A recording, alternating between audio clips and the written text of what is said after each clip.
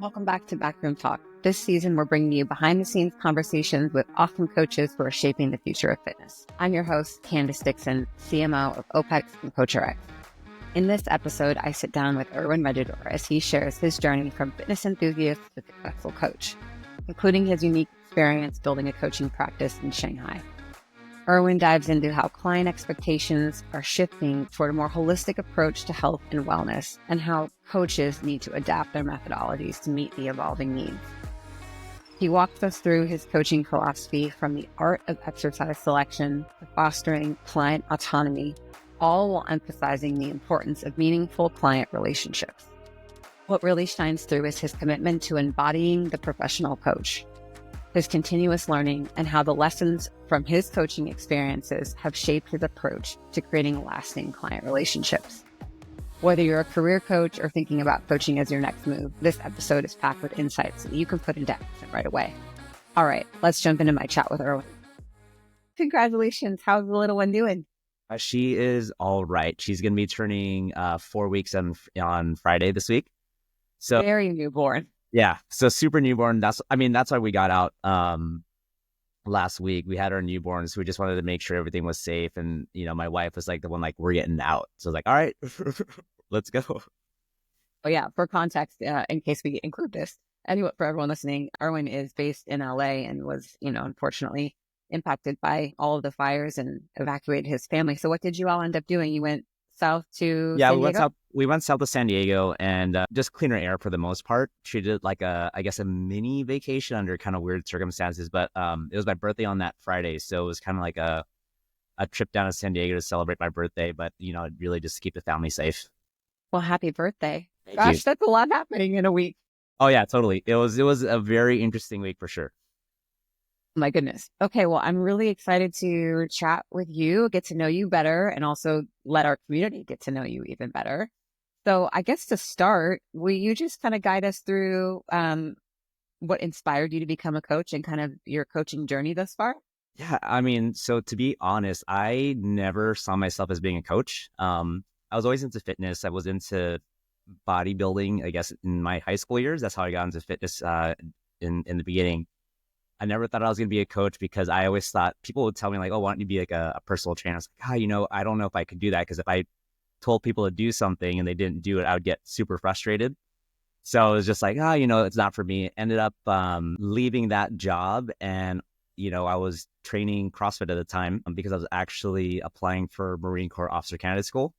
So I changed my training up from the bodybuilding style to that CrossFit style. The application to OCS ended up falling through, and the gym I was at, they said, hey, why don't you be a coach? And all of a sudden started coaching from there. And I think really just the biggest thing is coaching for me has really been a blessing over the last, more than 10 years now. It allowed me to travel the world, meet my wife abroad, build a family, and just have a career here back in the States where, I'm still able to do the things that I love while, coaching. Gosh, amazing. So the travel, how did coaching allow you to travel? Yeah, so randomly, it was fall of 2012. I was coaching CrossFit at a couple of gyms at the time. A random elementary school acquaintance of mine, she got a hold of me and it's like, hey, my partner and I were thinking about starting a boutique personal training studio gym in Shanghai, China. So she said, do you know about fitness, etc.? She met up with me and then she ended up telling me that, hey, we actually want to start a CrossFit gym, the first one in mainland China and in Shanghai. She didn't know I was coaching at the time.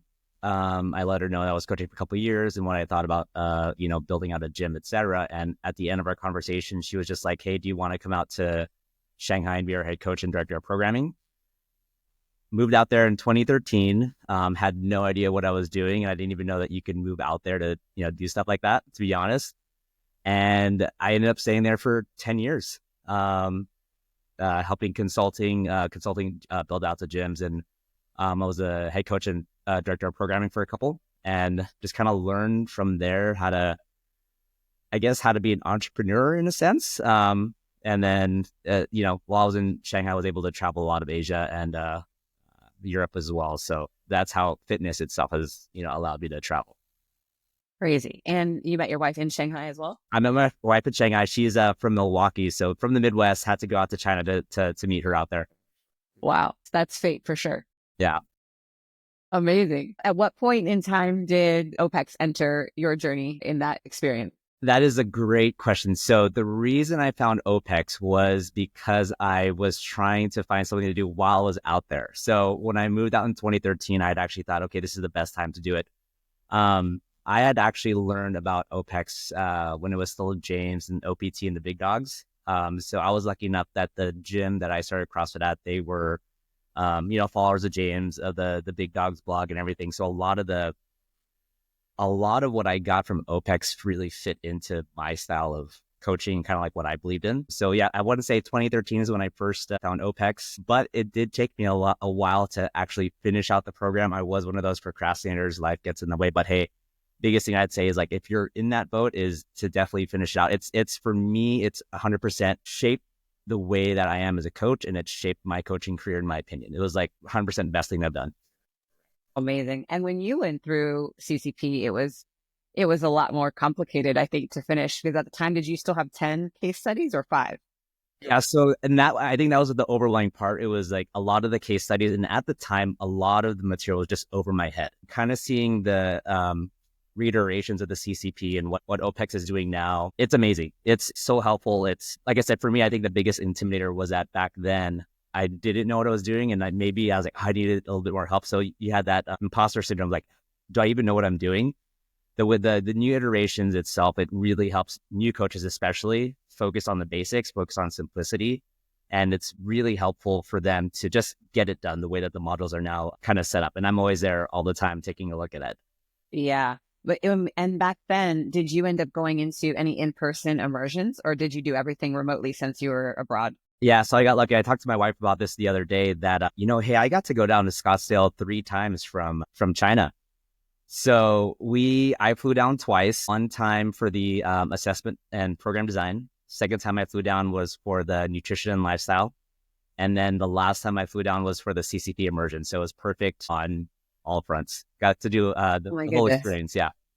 I do really miss the in-person events, obviously, with over the years, really since COVID, we've really gone much more digital. And now the coaches going through CCP, they don't even have virtual immersions. It's all one-to-one mentorship, which is cool for them because the mentors can kind of really meet a coach exactly where they are in their career and help get them off on the right. But the in-person experiences are so special. So I'm I glad you think got to experience that. the most fun I had about that was, for me, it was a big, James fanboy. So I wanted to meet James, and then just seeing like at least everyone in the models that you would see like via Instagram, like whether it was Michael Ban or even, just those people like, oh, I want to kind of meet the OPEX crew and be actually training at Scottsdale. That was super fun for me.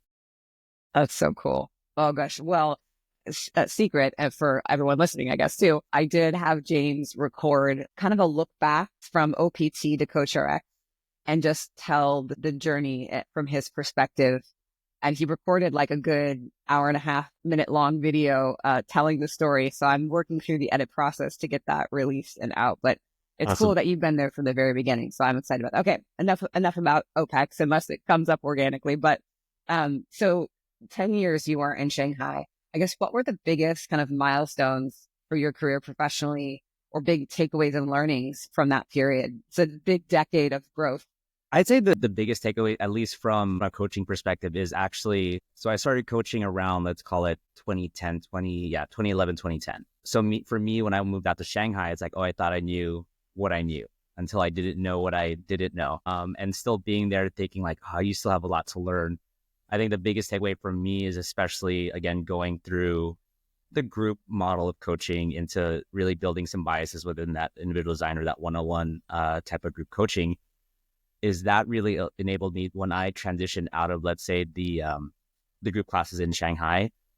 This was around, let's say, 2017. Is that where everything that I had learned about, through OPEX, through, one-on-one coaching, that's where I started to develop my own style in terms of the way that I connected as a coach, right? Still using all these frameworks and principles that we learned in CCP, but really using that to now build connections, build rapport, and start to build a coaching business on my own, still not knowing what the hell I was doing. But again, having that framework from CCP of like how to build relationships, I think that's the biggest takeaway that I got in the 10 years I was there, because it's just an international city. And when you're kind of put in that position, you're either forced to go out and meet people, whether through fitness, through social events, et cetera. For me, it was through the gym and through fitness. And then from there, word of mouth, throughout the city, like you become the guy to go to for this specific thing, which was, one-on-one fitness from a remote setting, sometimes hybrid. But for the most part, that's what I got, that ability to build connection and really make impact from the coaching side of things. Was the gym itself, the whole gym transitioned from group into ID, or just your personal clients transitioned from group to ID? I would say that was just a lot of my personal clients. And then, so like, again, even for me, so I transitioned out of the group setting. So I started, left the group gym. Some of the people that I had been already working with within the gym, they had a following, they wanted to come along. And then, so I started, working with them, started figuring out, okay, how do I, first of all, retain clients, right? And then what is this concept of, getting new clients? How did that even work? So that was kind of a learning process itself. But again, like I said, the idea of frameworks of being able to build relationships, that's what I got as a coach from that 10 years, really. Okay, let's talk about acquiring, because that's a big challenge for most clients. I guess, what was that journey like for you? Just learning how to put yourself out there, to start to do marketing, to develop awareness that you offer remote coaching. What kind of strategies or tactics did you take? I'd say for the most part in the beginning is not knowing not knowing at all what to do. Because when you're in the gym setting, you'll meet people, they kind of come to you. Whereas, let's say from building your own business from a marketing perspective, right? You have social media channels. And I want to say back then, I don't think Instagram, even TikTok were as big back then. So for marketing. So No, I think 2012, I want to say, was Instagram, sort of like just pictures, and like the filters on pictures. Yeah. So for me, marketing was more so, it was at that time really getting out, again, relationship building. I had to get out, let people know what I did. And then from that point, meaning like feet on the street, going to places where there were live people and starting conversations. Yeah. Total organic marketing on that end. And then what really happened, I want to say around, I think 2020, 2019, 2020, just figuring out, okay, this is, I guess, what coaching is. I'd say for me, like with the marketing end, I had to hire coaches. I worked with coaches on that, and just to kind of learn, okay, what exactly is marketing? And this was the same thing. Like I had no idea what I was doing. I was just, letting people know what I did, but to now, when social media became like important, like how to use that as a channel to get yourself out there and let people know who you are as a coach, pretty much, and kind of what you do from there. Yeah. So then as you transition back to the States, and now are you purely remote, or are you still hybrid? So hybrid now. So moving back to the States, the biggest thing for me was there was an unknown. We had a couple rough years when we left Shanghai, one being we had our Shanghai lockdowns. So when that happened, acquisition and just marketing, and for me, I had different priorities. But again, coming from the stance of already building out the business that I had, retention and those clients were so good. Right. So I think, again, coming from this perspective of, again, CCP, the ability to use CoachRx is just the retention that you can gain from clients because of the trust that you build from them after you've set the expectation in that relationship for so many years. A lot of the clients that I have moving back to the States have been with me for 3+ years, some on the 6-year mark. And without that, I'd say that I'd be totally freaked out moving back.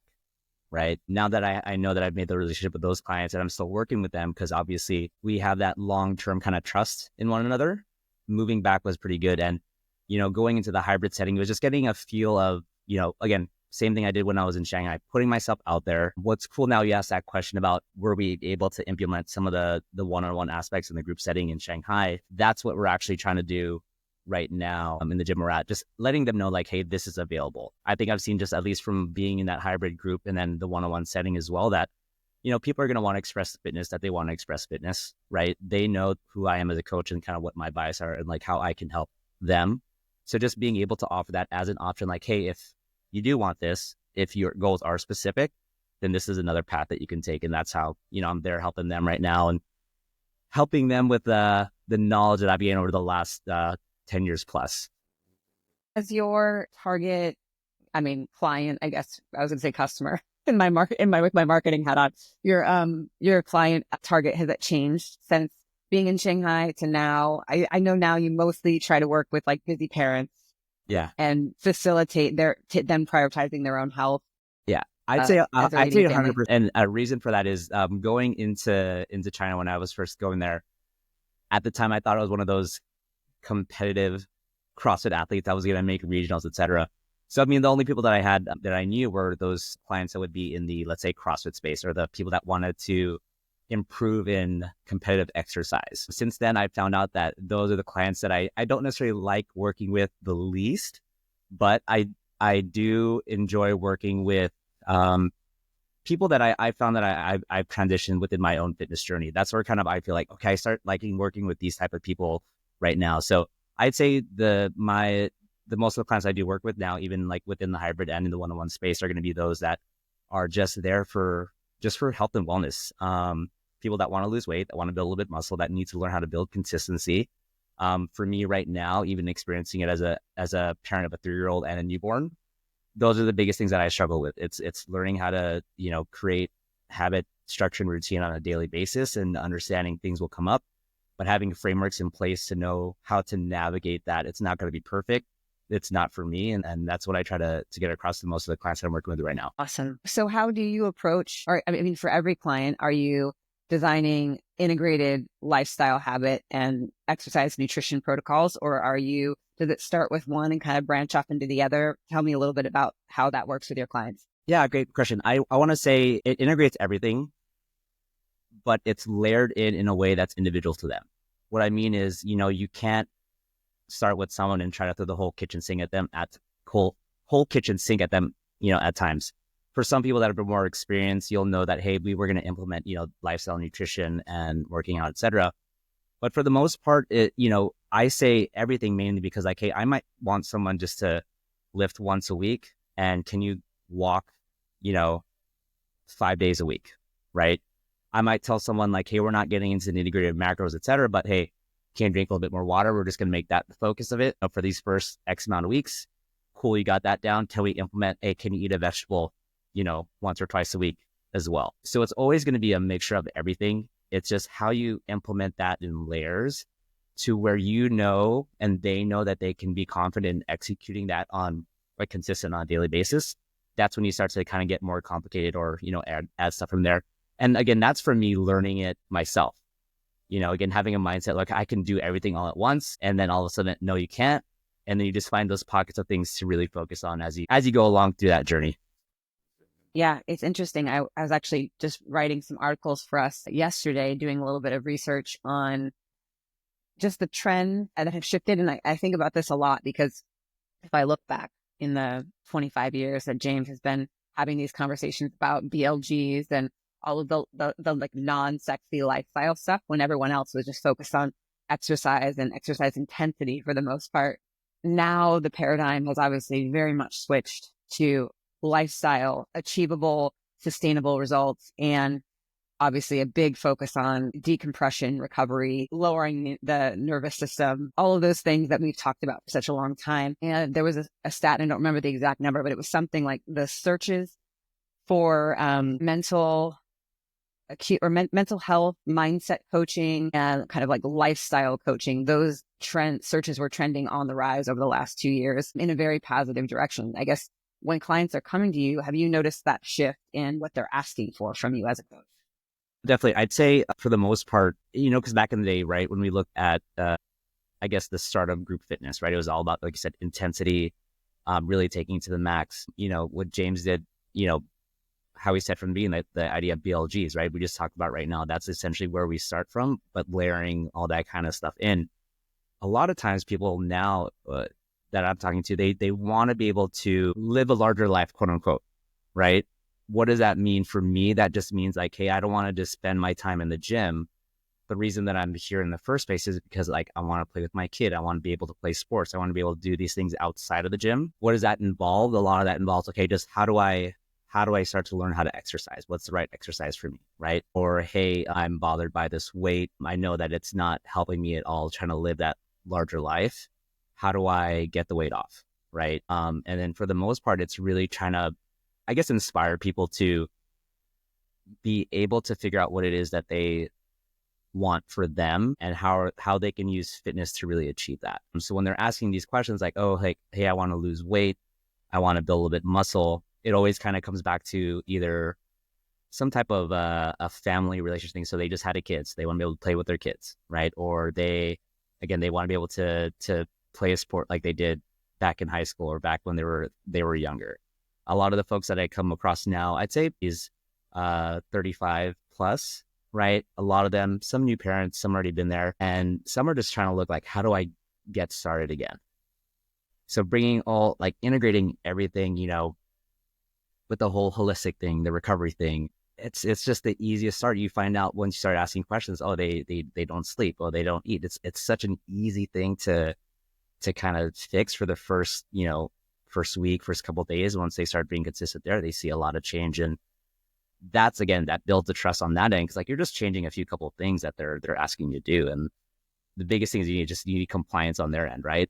Being able to gain that trust and make sure, can you do this a little bit, Yeah. So when you are having that conversation, asking the questions to kind of dig deeper toward the why they're coming to you, it starts with more of the like, I want to restart again. I want to find consistency, or I want to lose weight. And then you sort of guide that conversation to uncover this bigger thing that makes you realize, oh, they are connecting to this idea that they're lacking fulfillment because they don't have this picture of what living a larger life looks like for them. Or I guess, how do you steer that conversation?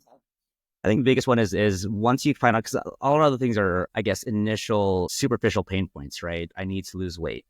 Oh, I need more energy, or I need to feel better. Like you said, it's that ability to kind of go deeper and, ask why, right? With the lifestyle coaching stuff that you mentioned, like being able to have that framework in your back pocket from back in the day with TCP, it's like, okay, just continue to ask why, figure out, what exactly, why do they want this thing? How's that going to help them, right? Then navigating them through that aspect of, okay, these are the more holistic things that are going to help you get there, right? Then at that point, they start to see, okay, if I implement sleeping a little better, if I implement more of my recovery, if I implement more of my nutrition, right? It's not so much just the exercise that's going to help that, because the exercise is so small. That's why, again, when we look BLGs, even though as simple as they seem, that's the crux of the whole thing, Yeah, absolutely. I love the other day you shared just a sneak peek into the process that you take clients through, all the way from the very beginning of initial consult, all the way through what it's like to work with you. Do you want to just share a little bit about how you approach that process? Because I know, obviously we may have some in our community listening, but for coaches that come across this and are just looking to kind of learn what works and what systems to deploy, do you want to share a little bit about your process? Yeah. So usually for me, the biggest process I'll go through is and I'll say consultation. So I'll take you to the point where, let's say you've already done the marketing. They believe in the stuff that you have to say, like from whatever you're saying with, whether that's an exercise tip or a health tip, right? Then they're in that phase, like, okay, they said yes, they want to be your client. For me, usually it's a secondary consultation, right? So you're already kind of asking the same questions. You're peeling that onion when you're in initial, let's say, sales call, or when you're trying to see if you're going to be able to work together, right? The consultation is really when you kind of get nitty gritty. For me, I just reaffirm like everything that we talked about in our initial, let's say, sales call or whatever. Like, are these the things that you want? So that way, for me, I get to know, like, okay, I want to work with you, and they have that expectation of this is what's going to come inside the coaching program. I always think that's the biggest one. Consultation, where you ask more than nitty gritty questions, and then you really set expectations from there, right? This is how, we're going to communicate. This is what I expect from you. This is what you're going to expect from me, right? Once we do that, cool. Get all that out of the way. Then we'll start plugging in, I guess, the fun stuff, right? So the fun stuff from there, we know, hey, their schedule, you know exactly what the lifestyle they have. We'll go through an assessment. And so that's easy to plug in. I built in programs within CoachRx itself to where, hey, this is a new client. I can go into my program section and just insert assessments, whether it's a movement assessment, whether that's an FME or a strength assessment. I can add those in easily. Then I have those initial data points and metrics. Not all of my clients have to go through those specific assessments, but we have one there just to make sure that we have a starting point. Do you typically run like an assessment week or do you just, start to first week of, or first block of training, incorporate different assessments in at different phases? How do you like to That's a approach great that? question. So I guess it depends on the client that's coming in and whether they're, again, beginner to advanced, right? So for me, I always, the movement assessment is something, whether I've known how they move, I always want to get that in just so I can get a visualization. Do they know how to move on their own without me being there as a, let's say as a personal trainer or a hybrid? Cool. I know that, right? Strength assessments, let's say where the FMEs is just to get an idea of like, okay, how are they starting with strength? Are they someone that just got off the couch?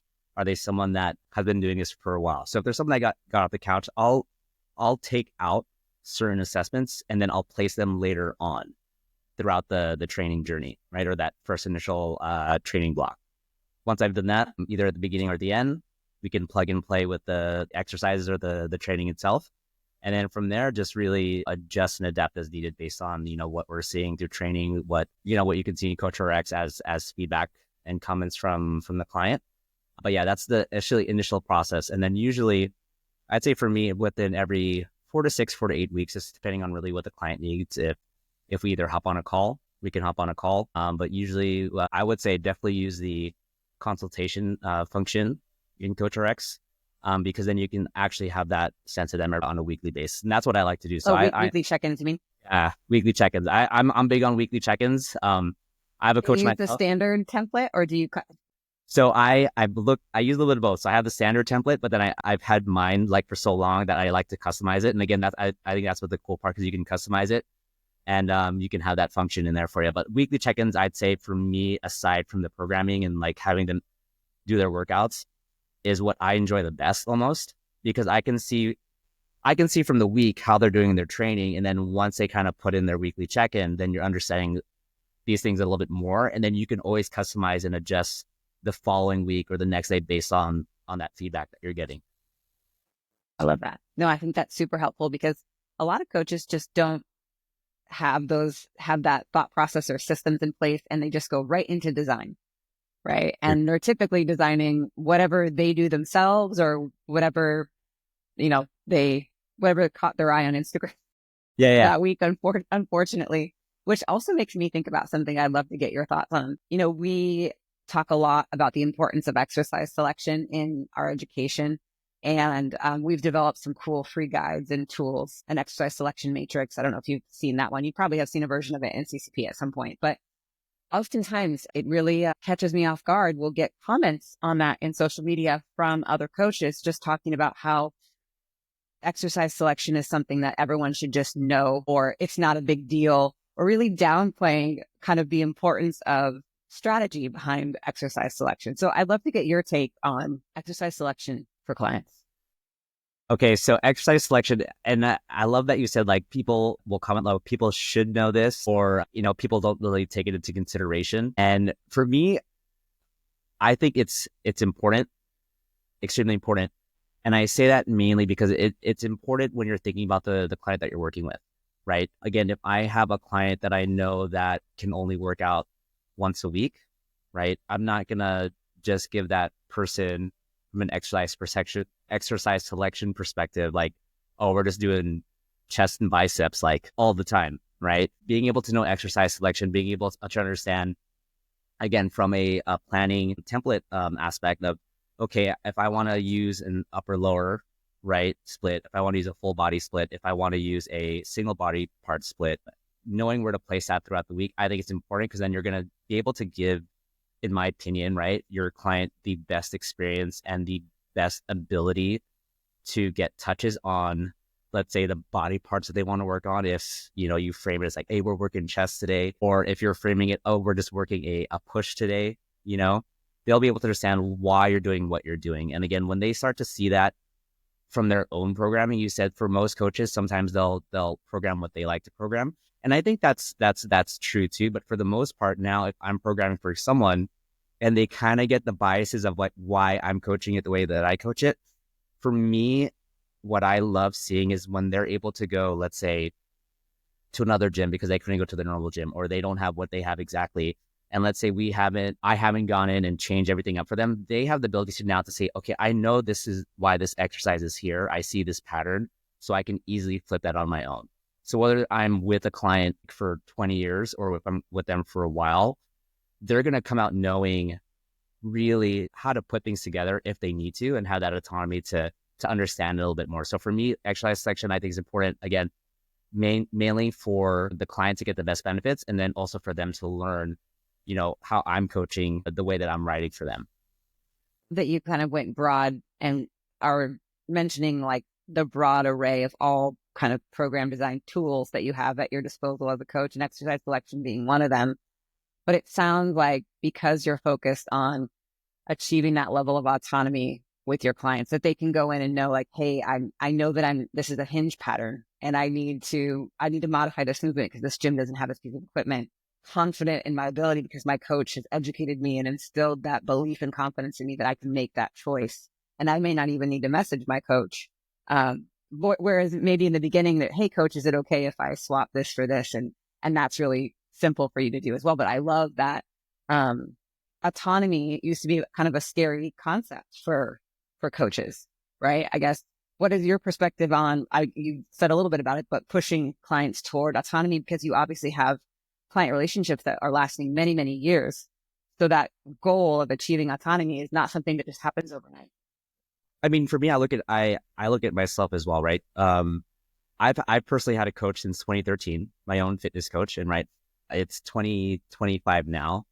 And the biggest thing is like, people will ask me all the time, oh, why do you have a coach? You can, programming, you can write your own. It's like, well, yeah, but I don't want to have to think about, what I'm doing sometimes, especially in a time like this. I have a newborn 3-year-old. I don't want to have to go into the gym sometimes and like, okay, I'm going to play around. Like if I know that I have a coach that's going to have that for me, okay, awesome. All I have to do at this point, right? It's been, several years that I can see it. If I can make it, cool. I'll get it done exactly how it's written. If I can't make it all, I can do parts of it, or I can adapt different exercises. And for me, the biggest autonomy with that is that knowing that, hey, I've done this for a while, and even with me changing some of the things where I'm not doing it as perfectly as it's written on, my phone or program, I can still do the type of workout that's still in alignment with what my goals are. So if my goal is, again, if I just need to build consistency on moving every day, hey, I can't get a 30-minute workout in. Coach Erwin has this planned out. Okay, I know enough to where I can make it 5 or 10 minutes. And it's still that act and that habit of getting movement or a workout in, even if it's not that perfect thing that you want. And so for me, I look at it as how I try to, coach autonomy is really sometimes in check-ins, like I said, I'll ask them questions back if they ask me a question to try to get them to answer it themselves. Because in the end, a lot of times, especially when we're, again, consultation, about asking the right questions. Once you ask those right questions, they're actually telling you what they need, and they usually will have the answers for that, Yeah. Have you found any like ways to break through with clients that are more, that initially might start with you as the check the box, I did the work coach clients, versus the clients that have that larger why behind, and maybe this is gradual, but the clients that have that larger why, and they know, I'm in this for me to make the right choices and for me to do the right things day and day in alignment with what I value, versus like, yes, I did the work coach today. I guess, have you found any ways to break through and have that moment for your clients? I or think is it just a process? I think it's mostly a process. I personally haven't had any clients where it was, okay, here's workout, see workout, do workout.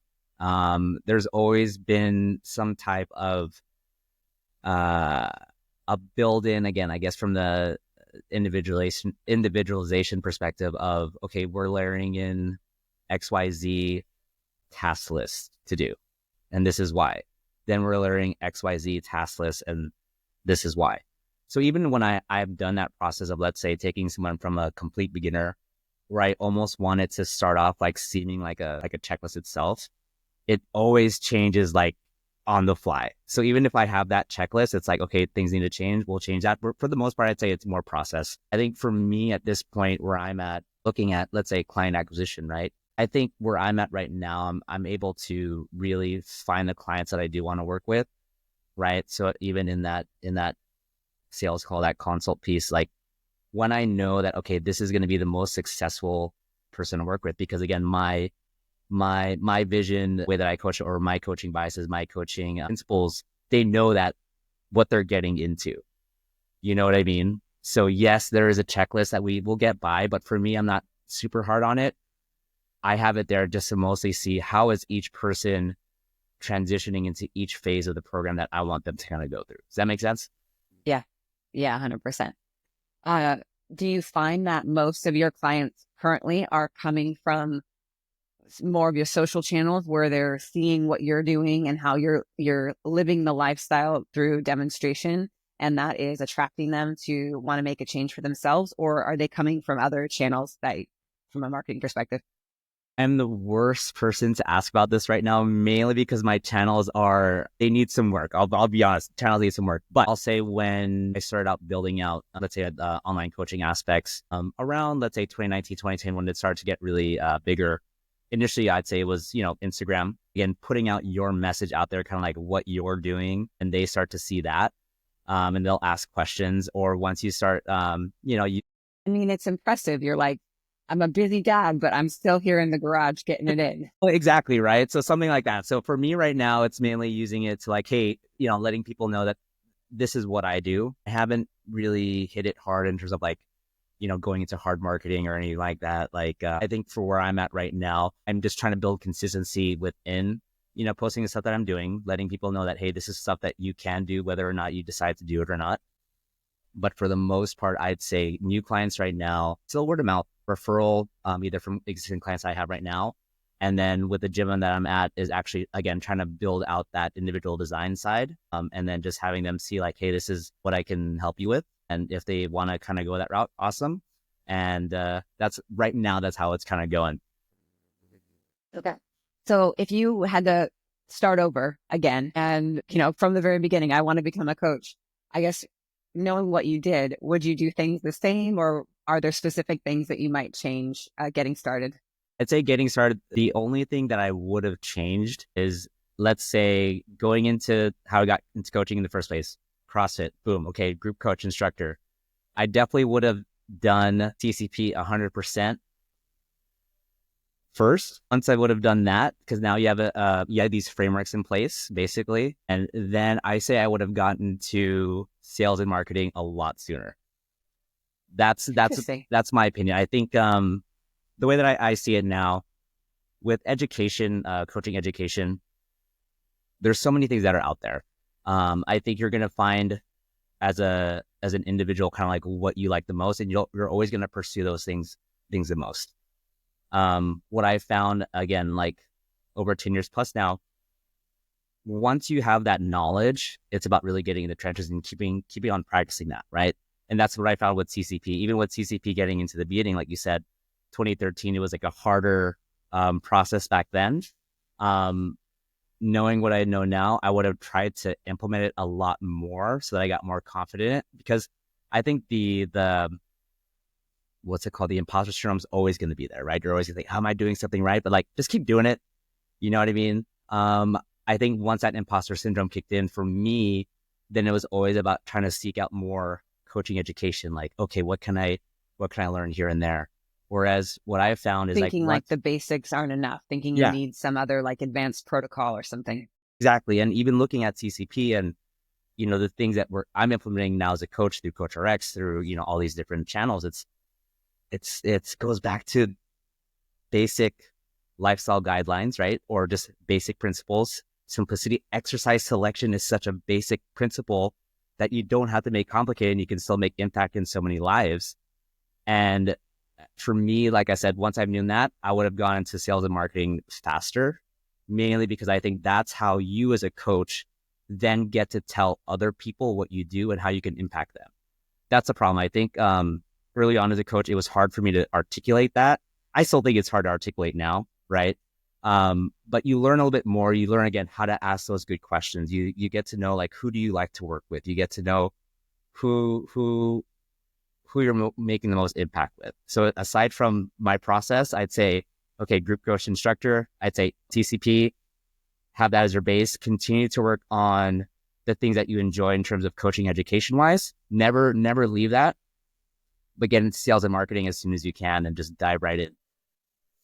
I think that's super valuable. When it comes to like your ongoing education now, what are the sources that you go to just keep yourself fresh or inspired? Are you a hyper consumer of content in the industry, or are you very light on consumption? Yeah, so I'd say earlier on, right, in those years where like imposter syndrome was bigger, I was more into different things in the industry. What I found now is I'm still, biased to the things that I like while still taking in new material. I'd say for the most part, everything that, OPEX, LearnRx still brings in, I love looking at that because then it helps me and remind me of the basics through CCP.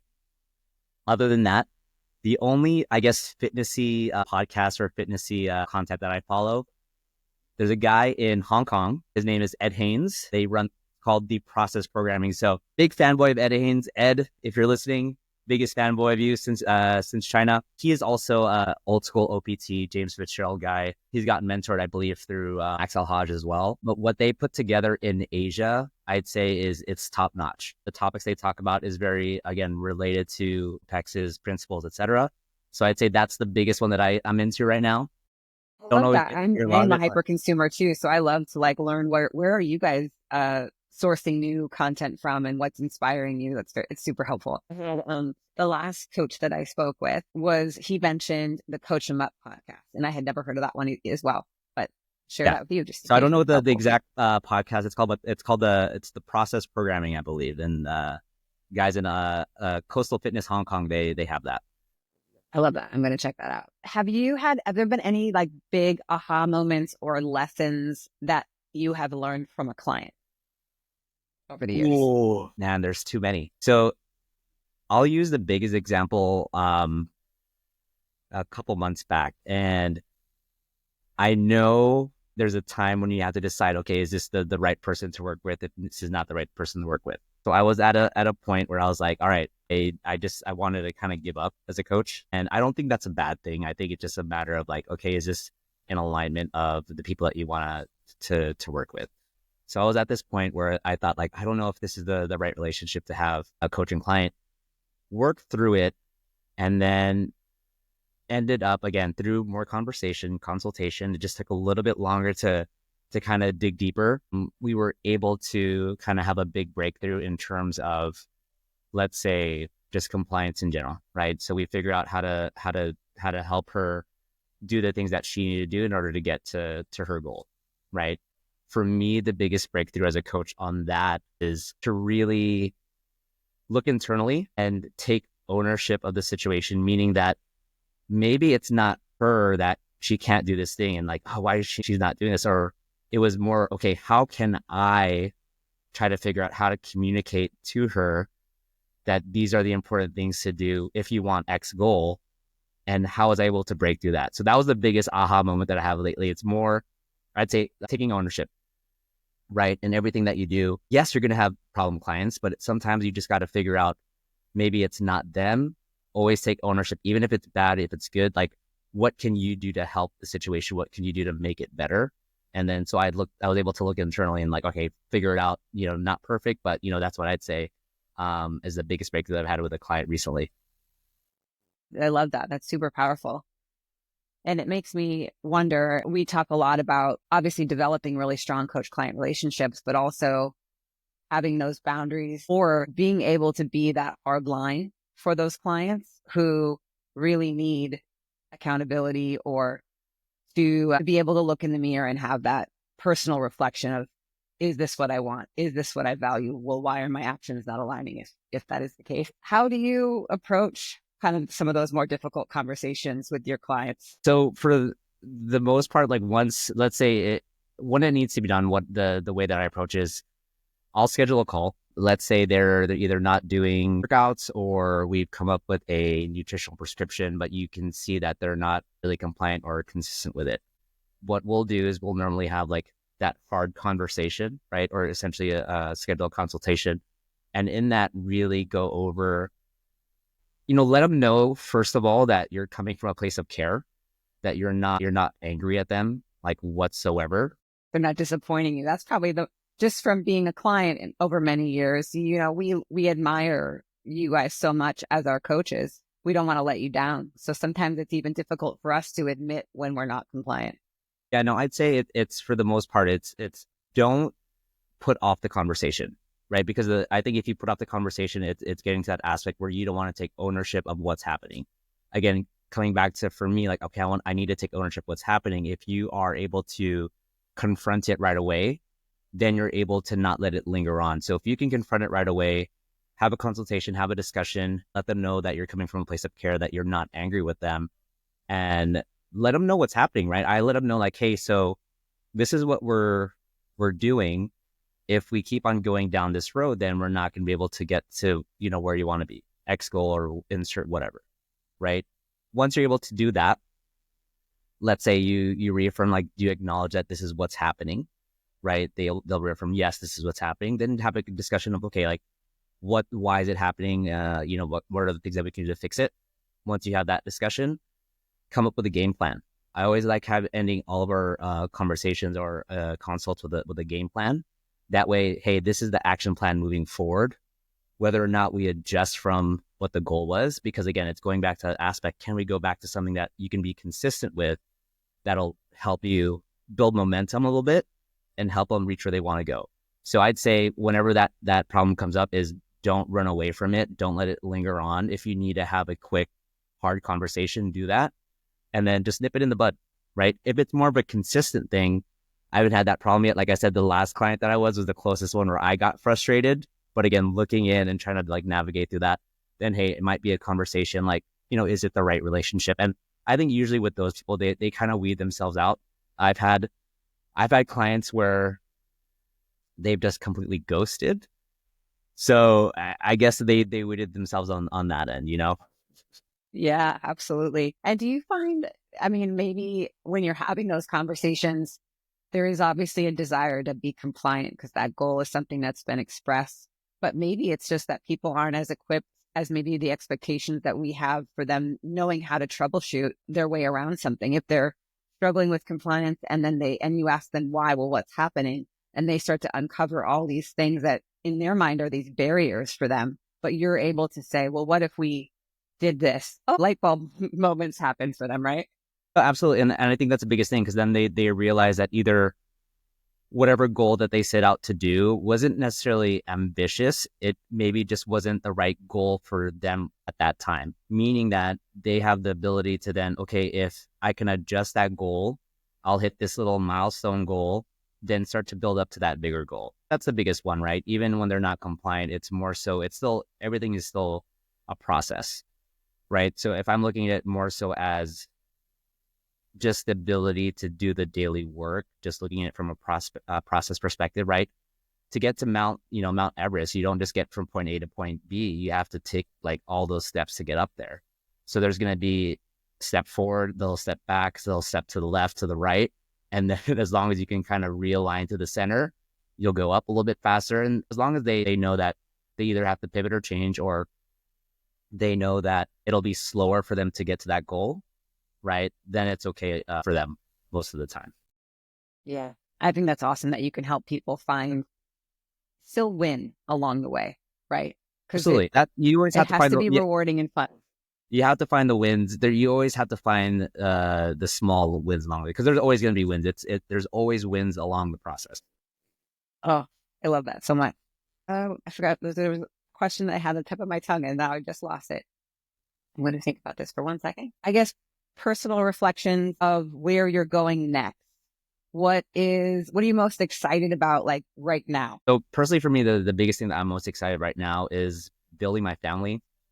Building my family and being able to build it with fitness and coaching at the forefront. And what I mean by that is, again, coming back to this aspect of starting my fitness journey around 2010, having had the luck and opportunity to move to Shanghai, coach from there in the group setting, be at the forefront of fitness there at that time, being able to learn how to be an entrepreneur out there, start my own business, be successful, being able to then transition and move my family back out here, still having fitness as kind of the vehicle to be able to be successful and to support them. For me, it's just continuing to build my coaching career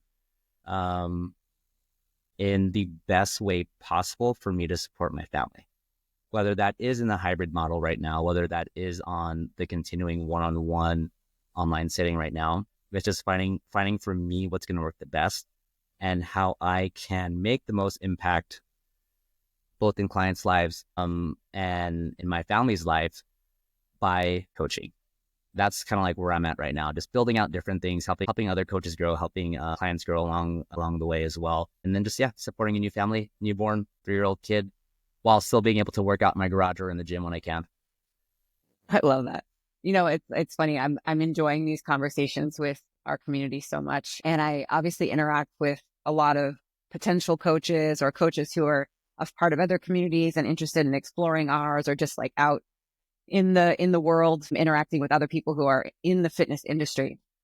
And it is palpable how different it is to talk to one of you all versus others. And I really try not to be biased. I really try to just have no expectation, but the level of professionalism and the way that you all communicate and talk about your passion for truly setting the standard and being professional coaches, it's just so awesome to witness. So I just want to thank you for your time, and thank you for being awesome and contributing so much to not only the OPEX community, but to your local community. I guess, is there anything that you want to close on just with that thought of, setting the standard for professional coaches? Yeah, setting the standard, really, again, sticking to the basics in terms of the standard. Again, I think CCP has done that, establish a framework of what it means to use basic principles, right, to start your coaching career. And you're going to have things that are out there. Times are going to change. You're going to have the new bright, shiny thing. But as long as you always come back to those frameworks and through those basic principles, stick with that and let that be your gold standard. Add in what you want to add in from there, but always use those as your frameworks and basic principles to really create that standard of coaching. And where can people connect with you? You can connect with me on Instagram at Coach Erwin Regidor. Amazing. We'll have everything linked in the description below. Well, thank you so much for your time and for chatting with me. I hope you guys get settled back at home and that everything is well. Thanks, Kandace. Chat soon. Bye. That's real quick.